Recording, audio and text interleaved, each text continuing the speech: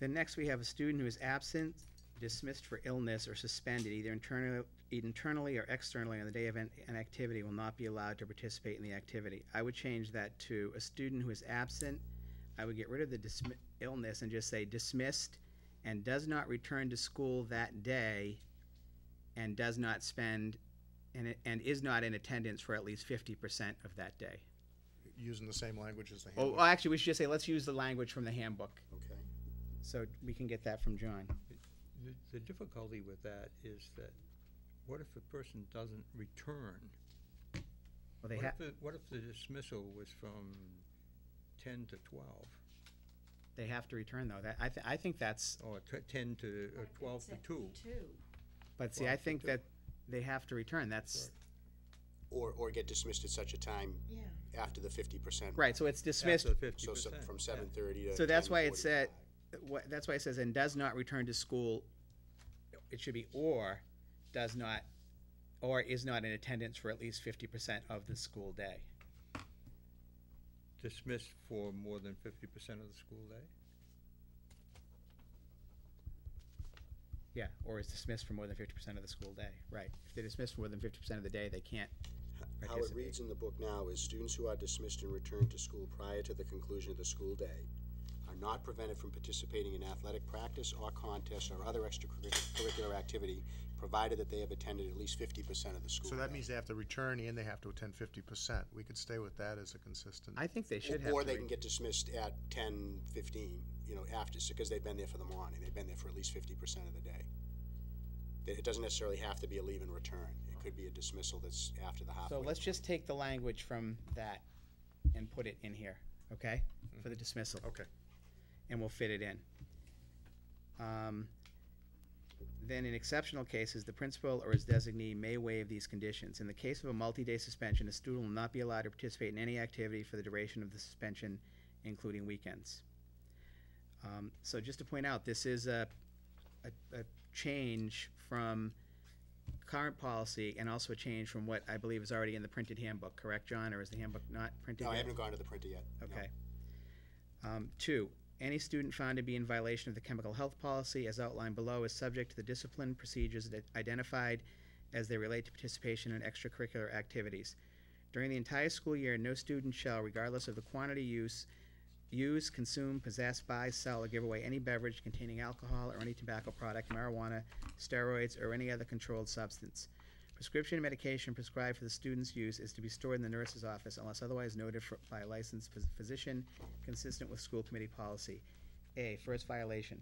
When the principal confirms, following an opportunity for the student to be heard, that a violation has occurred, the student shall lose eligibility in all extracurricular activities for a period of 2 weeks, beginning with the first regularly scheduled activity of the extracurricular program following the termination of the violation. In addition, the student must participate in a chemical dependency educational program as approved by the principal.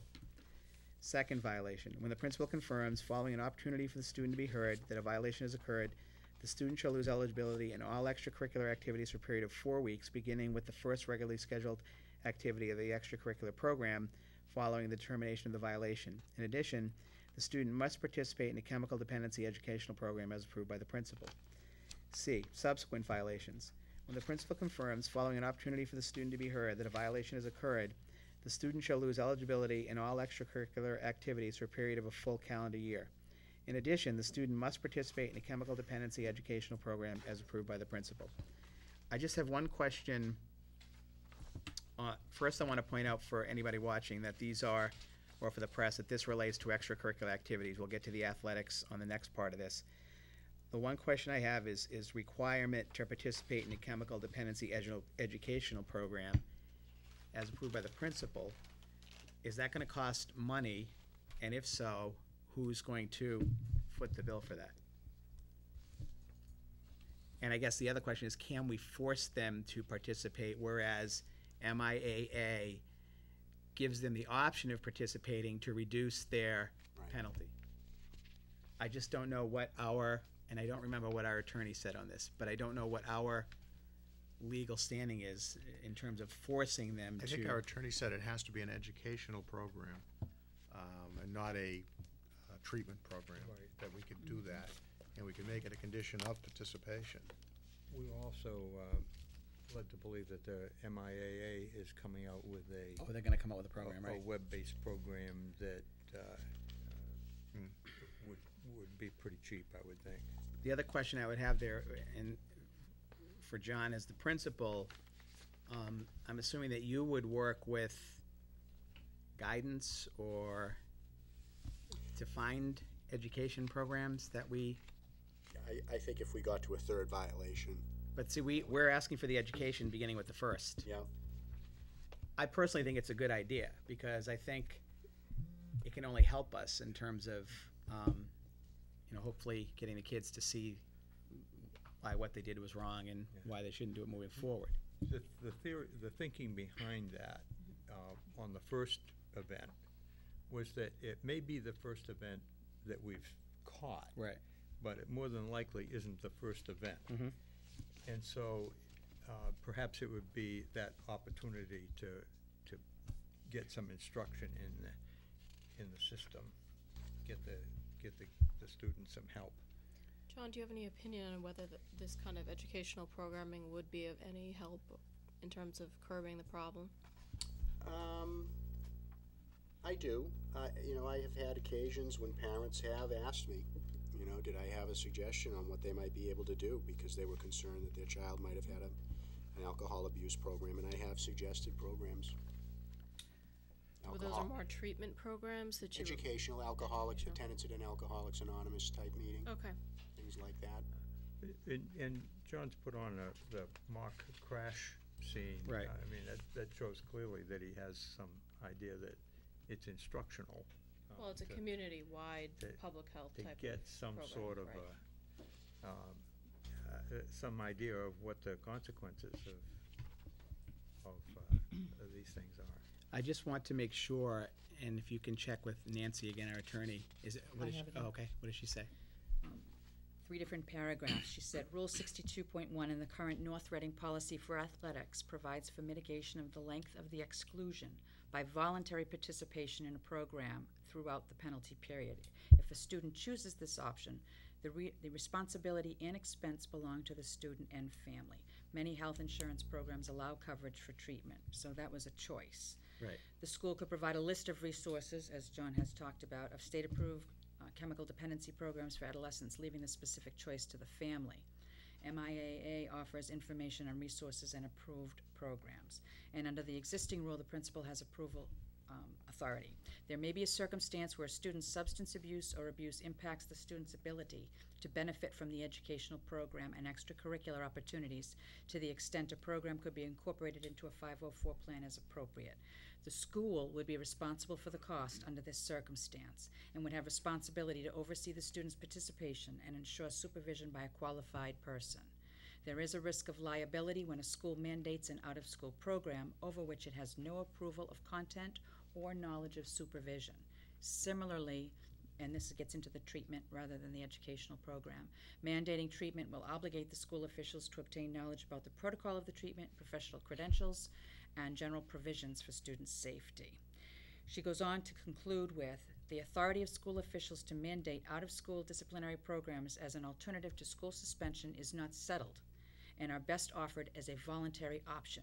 By comparison, a required school-based education program on chemical health, such as independent learning program monitored by science or health teacher during study period, school hours, or reasonable after-school hours, would likely survive any challenge. If the committee feels it is best to mandate a program for a first violation, consideration should be given to an educational school-based activity. That's the That's discussion what we we're had. asking. Yeah. Right, But that means we have to design a program that we don't have, correct? that's correct. Well, all we have to find, as Cliff suggested, maybe an online program or something like that that would be available.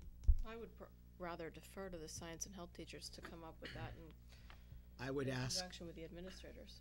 though, where that fits into the teacher's contract. Yeah. I I don't- totally disagree with requiring any educational piece. I don't think it has any effect, so I Well- agree. I think the online stuff. I think it's just busy work and reminds the kids. I think something more substantive, like, working with parents and working with teachers and with Mr. Bernard and other administrators, I don't think that there is much that a web-based program would do.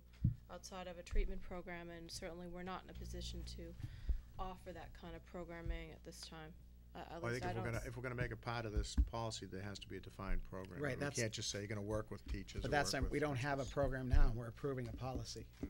And it's also something that I would assume, shouldn't assume things, but I assume would raise some issues in terms of the contract with the teachers. We don't have anything in there in terms of teachers overseeing education programs for chemical dependency. I'm not saying I disagree with them, but Right. The number of cases, as we've been shown in one of our last sessions on this, was relatively low. right. And if it's so low, then I would think that we could come up with some sort of a program to deal with these cases. Hopefully, we won't see the second and subsequent violations. John, what's your feeling on that?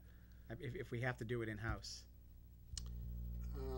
If we have to do it in-house, we'll come up with a program.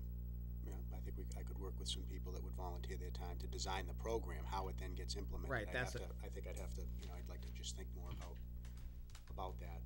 Because I don't know that I personally don't agree with it on the first offense. I stand by what was previously in the policy. I think for first offense, I think when, a student is found a second time, I think we could argue some sort of a pattern of behavior. I mean, if you're caught twice, as Mr. Bowers said, there's something more to that. And I think that's maybe where a parent is more inclined to be on board and ask questions about, do I have any suggestions for where they might be able to take their child, or to get an educational program. So maybe it's better left for a subsequent offense beyond the first. I would be fine taking it on the first offense. I don't know what the rest of the committee's, Taking it out of the first the offense. first offense, yeah, the I would be education. fine too. I'm fine with that. I think we should take it out of every single offense, so, but that's just my point of view. I just don't see this as being very effective. First offense. Yeah, I'll go along with it. I do see some merit to a first offender to take an educational program. I mean, I'm not sure. I mean, I'm still convinced that education rather than penalties are the best way to deal with these types of things. I suppose that depends on the merit of the educational program itself, but Sure. if the consensus is that it be for a second or subsequent offense, I guess I'd go along with that. I think our charge is to educate kids, right? Yeah. And this certainly is no less a need for education of the student than any of the other things we do. They need to understand. There'd be what- some argument that the second offense, the horse is out of the barn. The point that I make is that the first offense is more than likely not the first offense. It's the first offense we found, first one that we've become involved in. And more than likely, there's a system behind it, and there's been offenses before, circumstances before, that leading up to that. That's a difficult assumption to make. Yeah, honestly. I think it is. Well, because it could be that it was the first offense and they made a terrible mistake because it was their first offense to be at an event in that kind of situation. So I think it's a interesting little situation you got. I think that's an assumption that you're making, and I'm not sure that's the right side. I'm not sure that's the safe side of the assumption. Well, regardless, we need to provide an alternative for kids who get in this situation, and I think it's great to have an educational program. I just don't think it's going to have any effect beyond the programming that already occurs at the school, which I think is more than adequate. It's extensive, yeah. It's extensive, I was and gonna I'm raise that impressed with that. About the programs we do. I mean, we are doing, there's probably no fewer than 6 a year. Right. So I'm happy with the statistics as they are. I mean, we're talking about, I think, 12 maybe Yeah. violate. I can't remember what the That numbers sounds were, about John. right. Was it Yeah, 12 that sounds about right, max? yeah. So, I mean, to me, that's an outlier. But I think that, we could review those programs, but requiring kids to participate in what, in addition to the outstanding program at the school, that's what I would like to know. What are we talking about? Does it make any sense, or would it be a waste of time? John, is there a part of the program that you just talked about, the 6 different areas that would be something that they may have to go back to or repeat? Would Like that a be a waste of time? refresher? A review. They're usually a guest